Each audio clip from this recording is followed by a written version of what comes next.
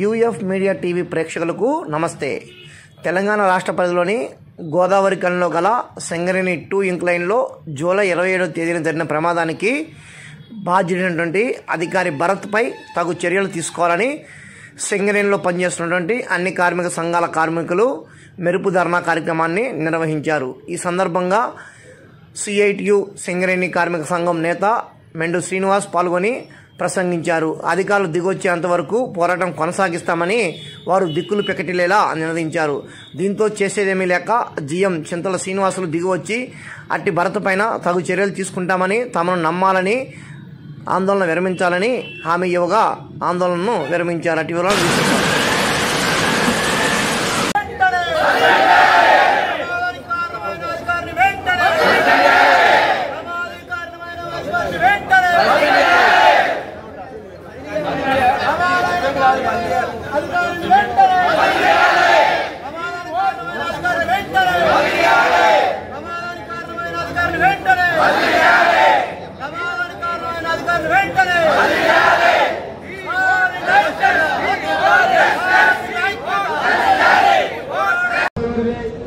అక్కడ మెట్లు చెల్లించవలసిన బాధ్యత ఎవరిది?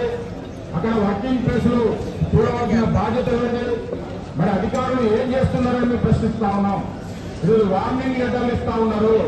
రేపు ఈ ముగ్గురు కార్మికులు కూడా నీ రక్షణ, నీ బాధ్యతలు పనిచేయలేదు కాబట్టి నీకు దెబ్బ తాకిందని చెప్పి కూడా లెటర్లు ఇవ్వక దీనిలో ఆశ్చర్యపోవడం లేదు. దీన్ని కార్మిక వర్గం అంతా అర్థం చేసుకోవాలి.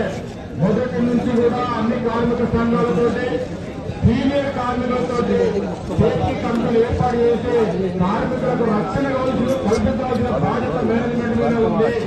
ఈ ఉత్పత్తే కాదు, కార్మికులను రక్షిస్తేనే ఉత్పత్తి, అధిక ఉత్పత్తి కూడా సాధించడానికి అవకాశం ఉంది.